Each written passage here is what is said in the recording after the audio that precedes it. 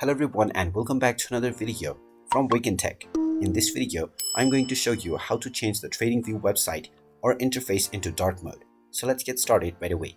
First of all, open up your web browser and then in the address bar type in tradingview.com and press enter. You will now be taken into the official Tradingview website.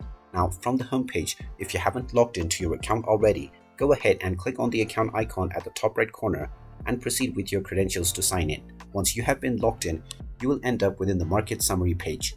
Now if you wish to enable dark mode, then tap on the account icon at the top right corner, and now from your account settings page, you will see the dark color theme toggle.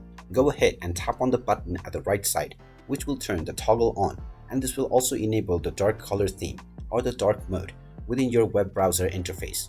If you wish to change back from dark mode to the default setting, you can simply turn this toggle off and it will turn back into light mode once again. And in this way, you can use the Tradingview platform within your desired theme at any time.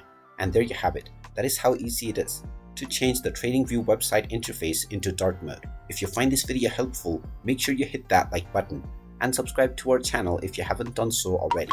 Also ring that notification bell to never miss another update from us. Thank you for watching and I will see you again in the next video.